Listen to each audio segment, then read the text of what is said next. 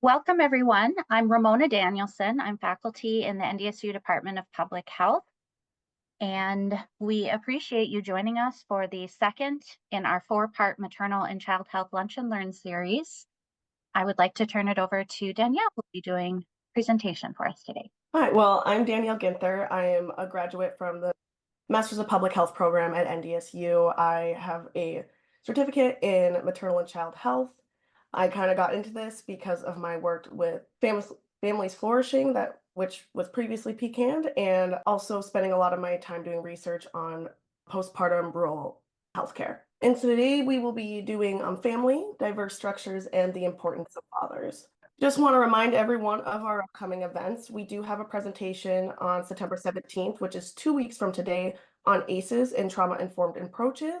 And then on September 24th, which is a week after that, is framing and public health communication.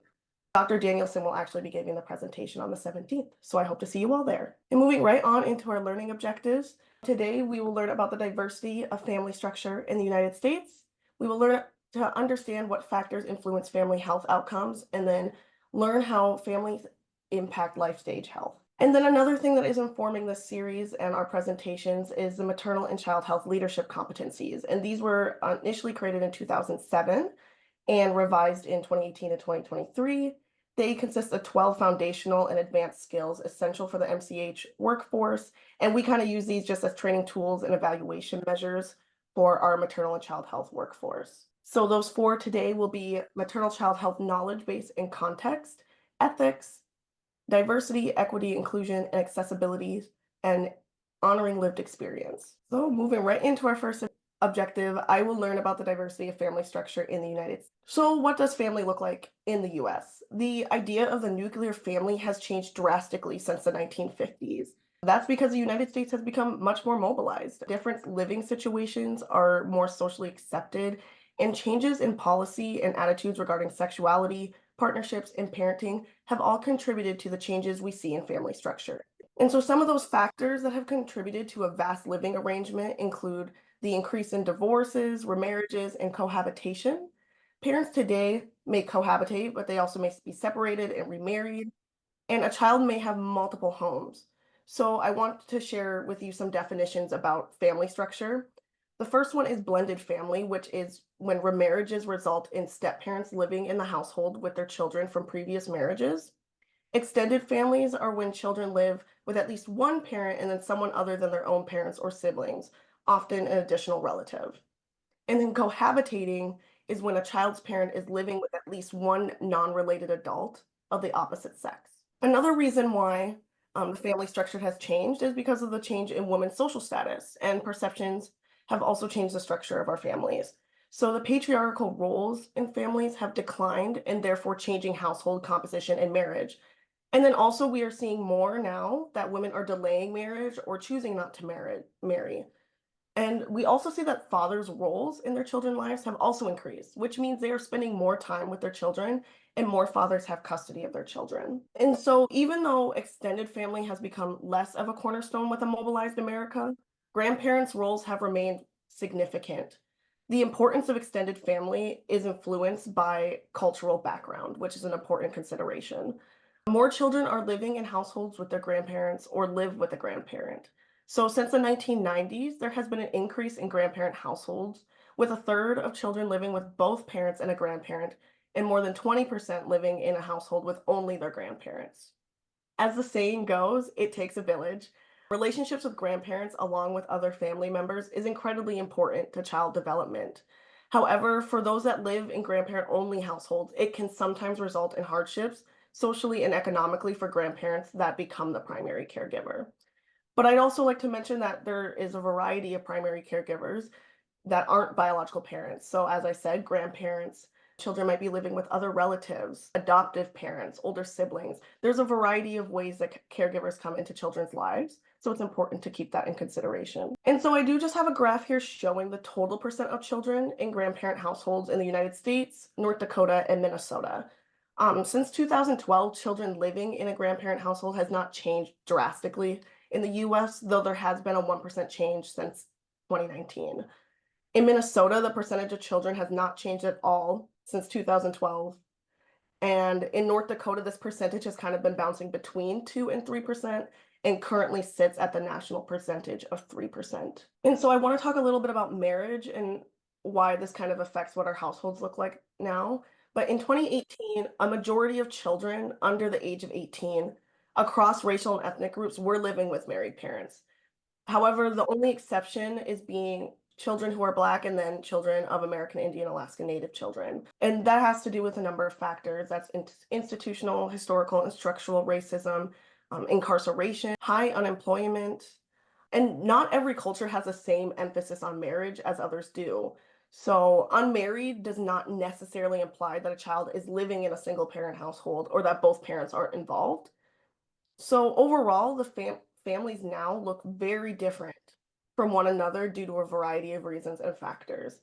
So it's really important in your work that you set yourself to ask about living situations to provide the best and appropriate care for each family and understand what challenges a child might be facing because of their living situation. And here's just a slide regarding Mentimeter. That is the wrong code. I apologize. Throughout this presentation, we will be using Mentimeter just to be asking questions out to the audience. This is completely anonymous. Your names do not show up when you answer, so we'd appreciate if you participate.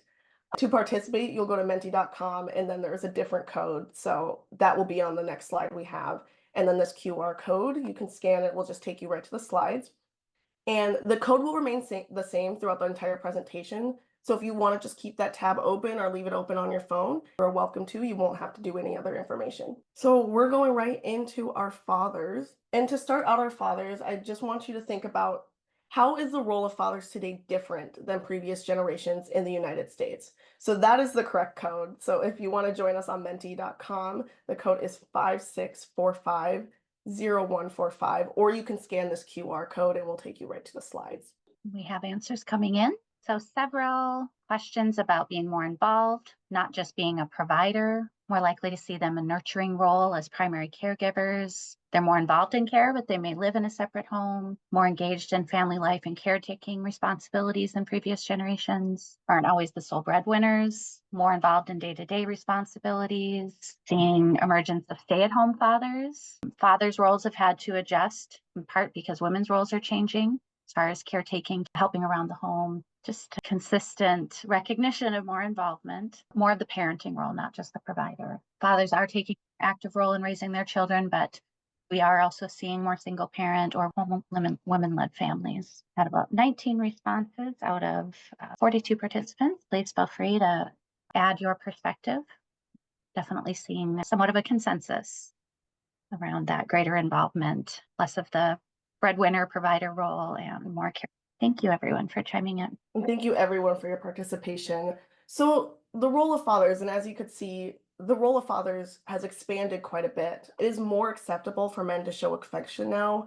They are taking more active roles in caregiving, which I think a lot of people said.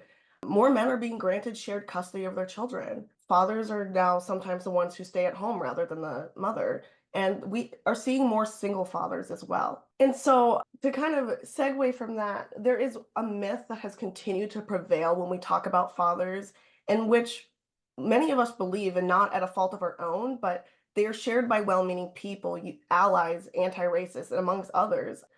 And that would be the absent Black father myth. And this myth kind of started with the discussion of Black people in poverty and what they needed to do to get themselves out of poverty.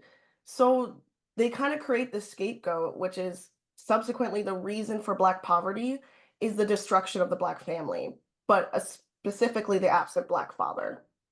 So unlike outward racism, the absent Black father myth is presented often by well-meaning people and those who are considered themselves Black allies, or even those who are a part of the Black community.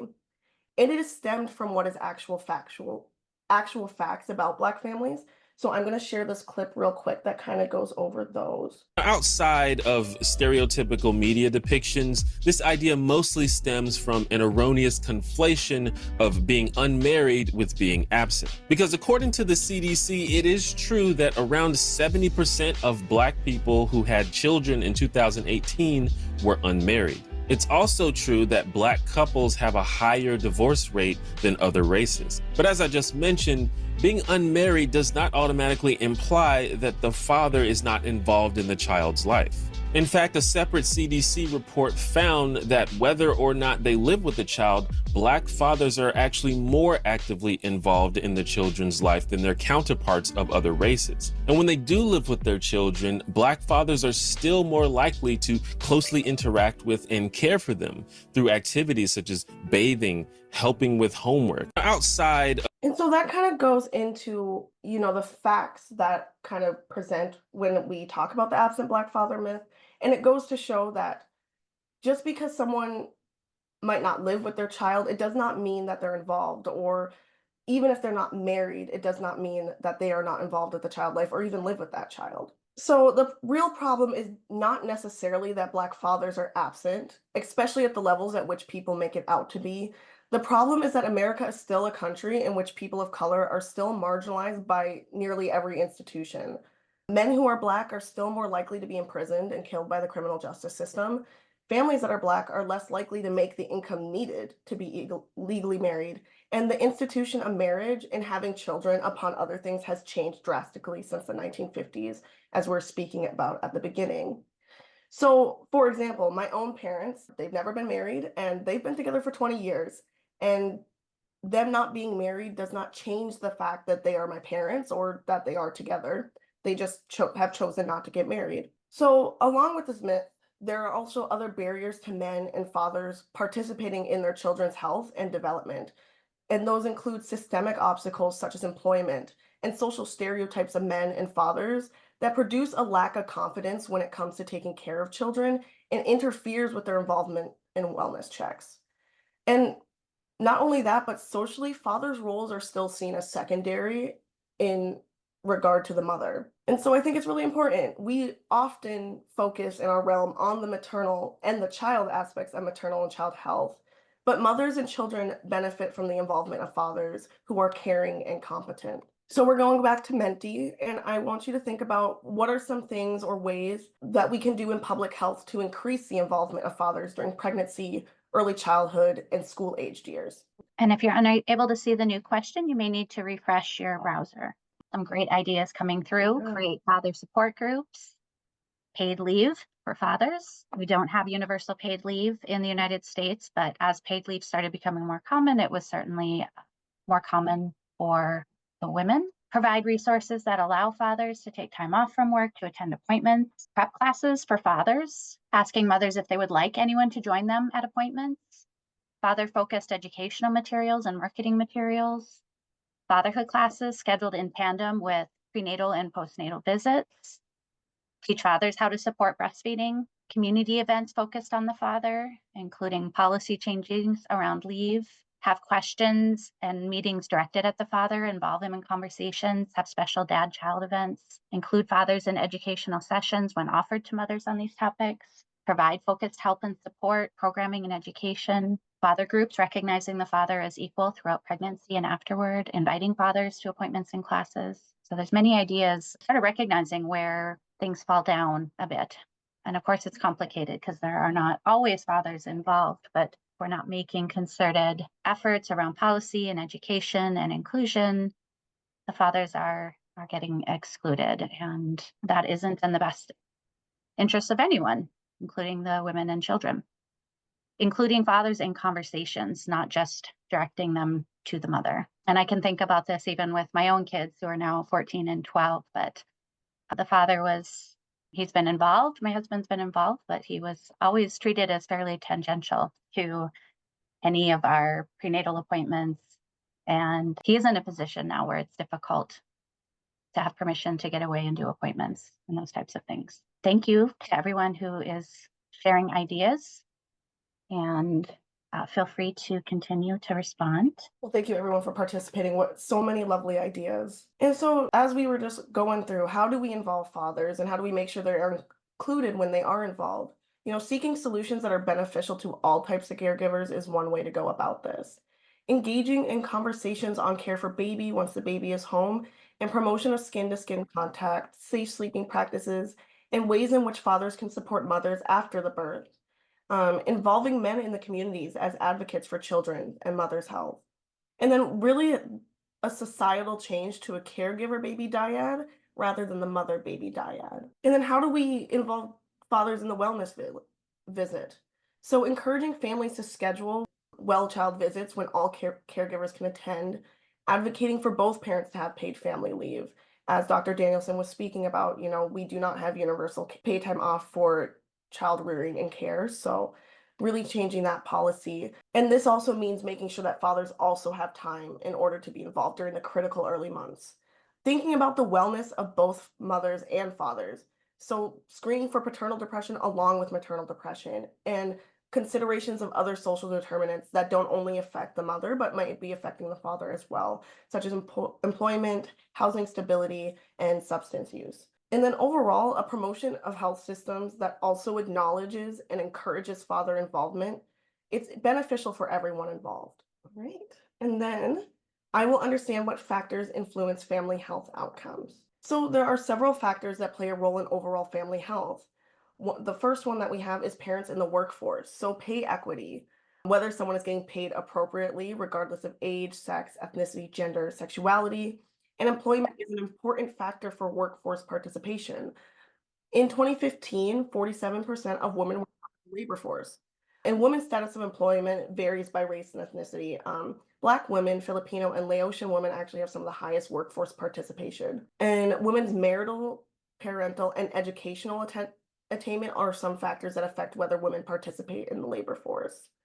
And then women are often responsible for taking care of our children, though we're hoping that we can change this a little bit, and more likely to volunteer within their communities and schools, which may hinder their opportunities for economic investment like retirement. Another really big thing for family health is childcare.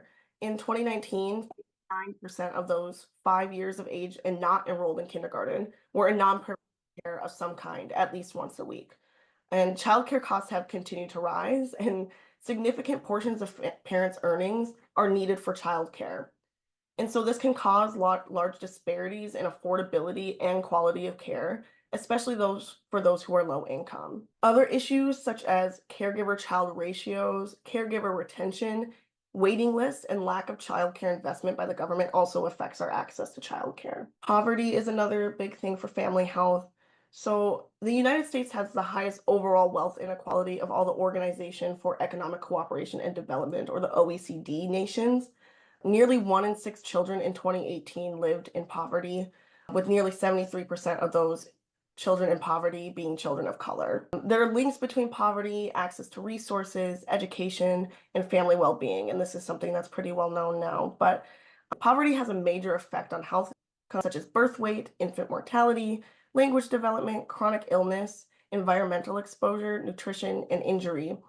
And then poverty can also be a predictor between child abuse and neglect. So I kind of want to share some of our median incomes and the poverty by race and ethnicity in the United States. What I really want you to see here is that those who are of color, so American Indian or Alaska Native, our Black or African American families, or Hispanic or Latino, often are making less than our national averages. And then those who are Asian and Pacific Islander and those who are white non-Hispanic, they are making above this median income. And this is a very busy graph, so this is not, I don't want you to pay attention to all of this. What I really find most interesting about this graph is actually the difference in median income by state. So I have up here Minnesota, Montana, North Dakota, and South Dakota, and just the differences in our median incomes here. And there's a lot of factors to that, like what does it cost to live in that state? Where do you live within that state? And what do minimum wage look like in those states? And then lastly, I have a graph by poverty by race. So again, like we saw with median incomes, Asian and Pacific Islander, along with non-Hispanic white, have the least amount of poverty, whereas those who are American Indian or Alaska Native, Black or African American, and then Hispanic or Latino are often in the higher rates of poverty. But our national average is about 16% for children. So that's almost 1 in 5 children in 2022. And so something that also contributes to poverty is often this 2-parent privilege. And we don't want to say things like, we don't want to put down single households or those who are single mothers or single fathers. We are not trying to say that, but we often just ignore the fact that 2 parents, 2 incomes are less likely to be in poverty and have children in poverty, and their children are more likely to receive higher education because they have more resources. Families headed by single mothers are 5 times as likely to live in poverty as married couple families. Children in single mother homes are less likely to graduate from high school or earn a college degree. They are more likely to become single parents themselves, which also just perpetuates the cycle. So, nearly a quarter of US children, or those who are under the age of 18, live with a single parent. And as I was saying, one of the reasons for sensitivities in this area is the large racial disparities. Single parenting is less common in white and Asian households, but only 38% of Black children live with married parents. So lifting earned wages is a driver to increase marriages and two-person homes. And then I will learn how families impact life stage health. So kind of just to start off this topic, I want to talk about the life course perspective of family. And I mean, I could spend all day just talking about life course perspective itself, but things that happen to you in childhood often affect how you age and the health outcomes you might have later in life. So that is the same for your family experiences in those early ages. And so we are going to go through just a little bit of life stage development and more so geared towards families and parenting. So in early childhood, they use this three-legged stool model, which is for developmental and health trajectories. Each leg of the stool is a contributing factor to a child's development. So the first leg is their genetics and their biology. The second leg would be socioeconomic status. A child's environment, their zip code, has even more of an effect on development than their genetics and biology. And often it is said in public health that health is wealth. The better the resources you have, the more likely you'll have better health. And the final leg is attachment and relationship patterns, which actually is one of the most important factors for child development. And that's because the brain doesn't develop on its own. And it's important to nourish loving, caring, kind relationships, which are a main driver for child development. And one of those most influential relation-focused frameworks for understanding the nature of family bonds is attachment theory. And so early interactions with caregivers influence the wiring in an infant's brain, as structural and functional networks are shaped by the nature and quality of early caregiver-infant interactions. Nurturing, loving relationships act as a buffer between many adverse health effects later in life.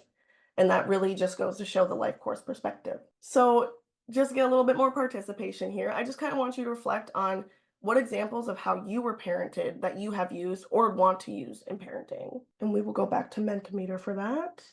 Examples of how you were parented that you use today or would want to use: being caring, involved, supportive, respect for autonomy, involvement in extracurricular activities, being caring and respectful. Hate was not a word allowed in their house.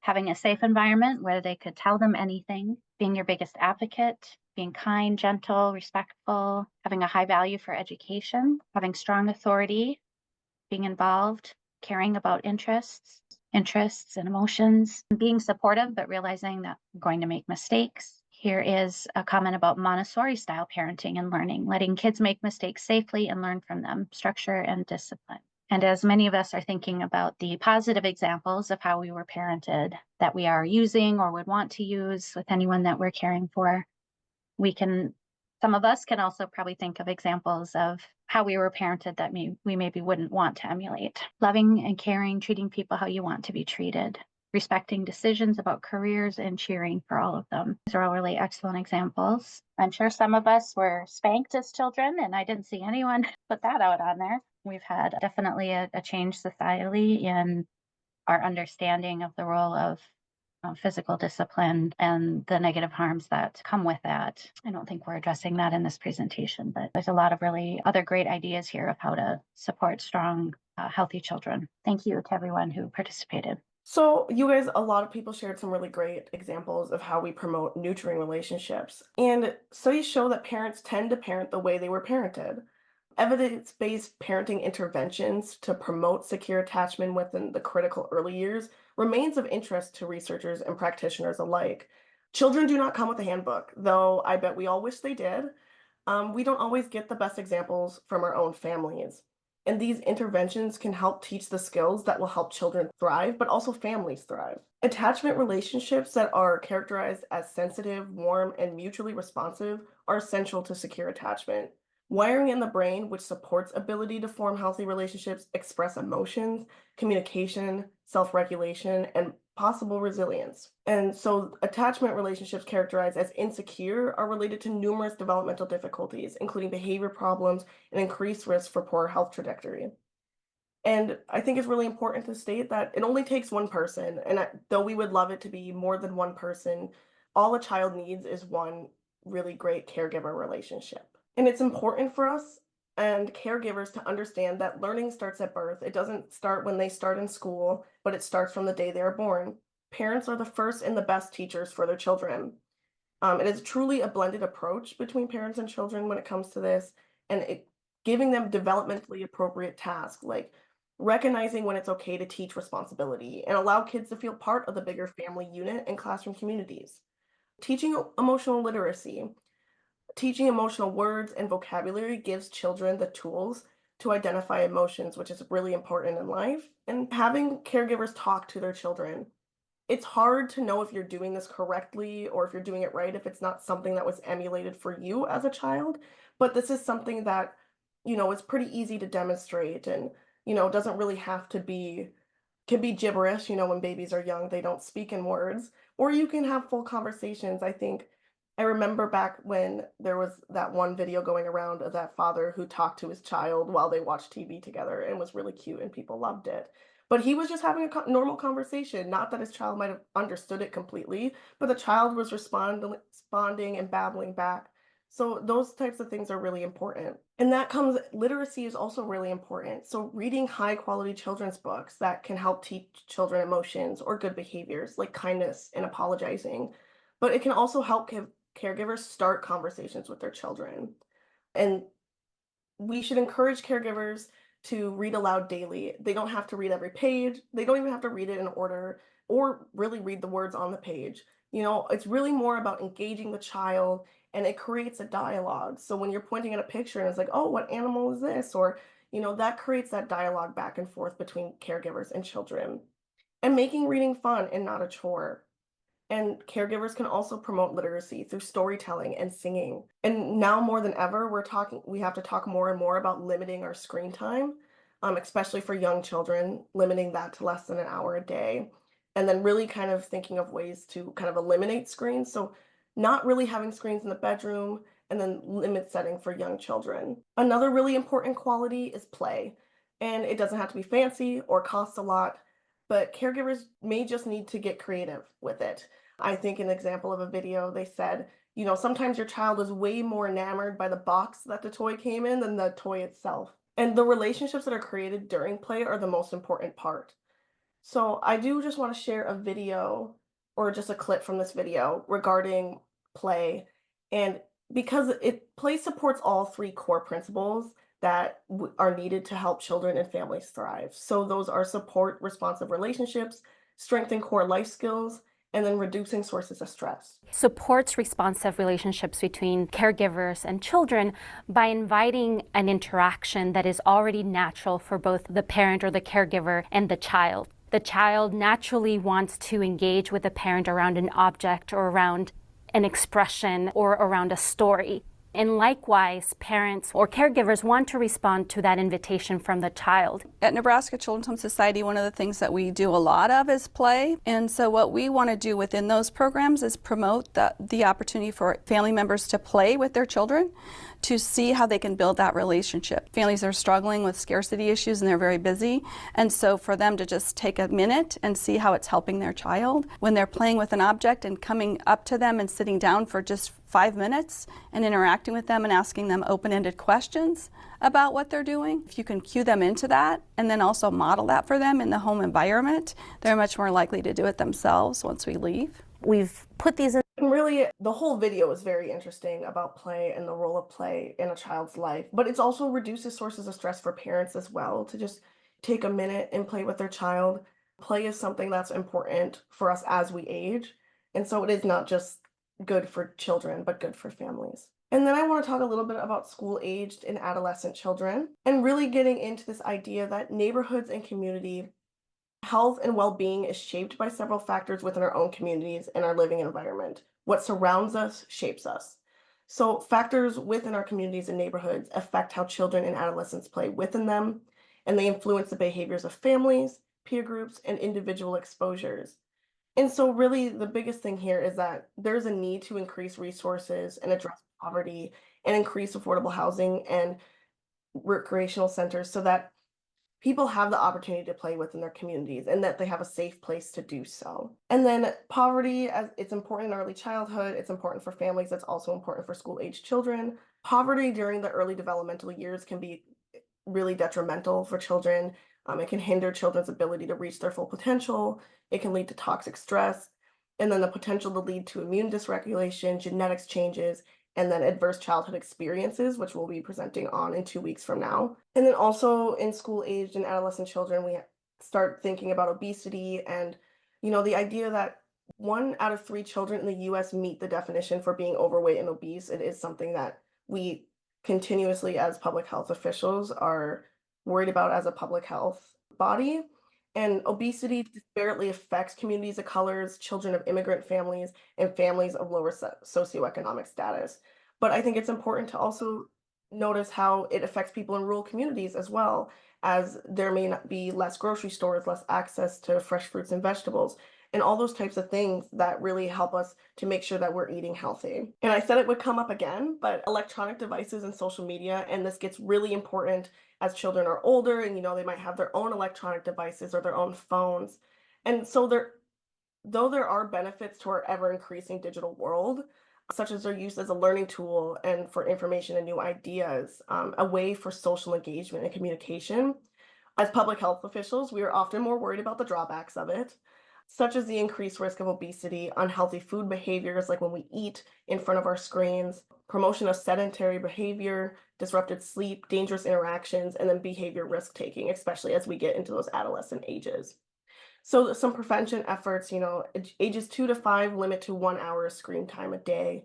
And for those who are ages 6 and older, placing a limit on screen time and the type of screen time they have. Encouraging healthy behaviors such as physical activity and adequate sleep.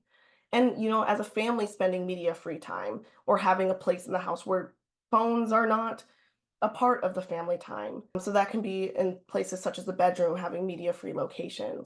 And then regular conversations about online citizenship and safety, especially as kids get older and they have a lot more freedom with their electronic devices, really making sure they understand how to be online safely. And then something that is more of a focus in adolescent health is teen pregnancy and STIs. So teen pregnancy has actually been decreasing for the last 3 decades. And along with that, teen births and teen abortions have also decreased. However, there is a large ethnic disparity regarding these measures. And then sexually transmitted infections, nearly half of all our new cases involve those between the ages of 15 and 24. And those most common ones are HPV or human papillomavirus, chlamydia, and gonorrhea. And then for human immunodeficiency virus or HIV, those ages to 13 to 24 account for 1 in 5 of all new HIV cases. So really important that we are teaching our kids about sex safety and providing sexual education materials when it's appropriate. And so we've covered a lot of information today. So I just wanted to kind of summarize everything that we've kind of talked about. And, that first one being that family structure is incredibly diverse and every version of family is valid and appreciated. Family health, as you saw, is influenced by so many factors and probably much more than what I covered today. And then the way that you were raised and the way that someone else is raised in their family affects how they age and possibly those things and as their life develops as they get older. All right.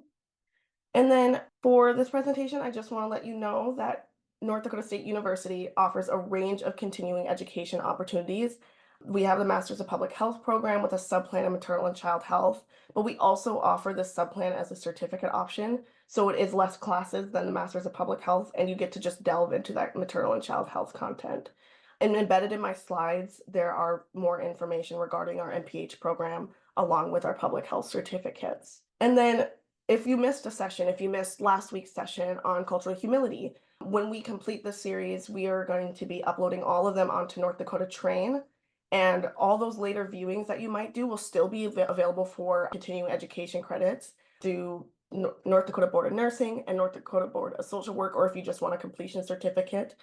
And the accounts are free, so if you need a free account, this is the link for it. And then just a little note on our continuing education credits. We are offering credit for ND Board of Nursing and Social Work, and I will provide a link and a QR code for post-testing. And then after passing that post-test, your certificate will be emailed to you in a few days. We just have to take a couple days for processing. So if you didn't receive it right away, I'm so sorry that wasn't communicated the first time. So I apologize for that. And then we're also doing digital badging. So badges are official recognition of training, skills, and competencies in specific content areas.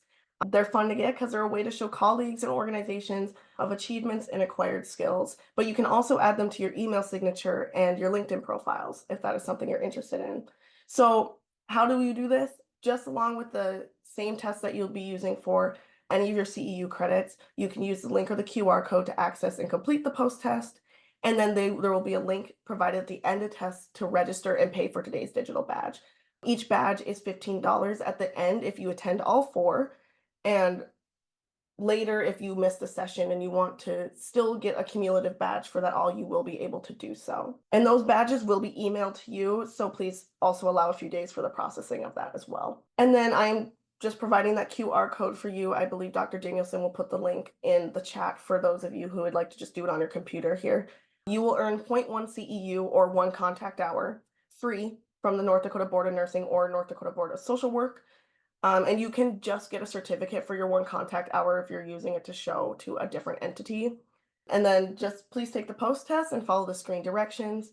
Registration for badging and CEU certificates will also be included in the post test, and you will get those after a few days. I'm just going to leave this up on the screen, but I would like to thank everyone for coming today. If you guys have any questions or comments, please, you can put them into the chat.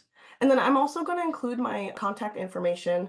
I had some people reach out to me, but just so everyone has that if you need it. Thank you, everyone. I have posted the link to the post-test survey that Danielle was describing. I have my contact email address in there, and Danielle is putting hers in there as well. Are there any questions or comments for us? Thank you, Danielle, for the presentation. Any questions from the people still remaining on the webinar?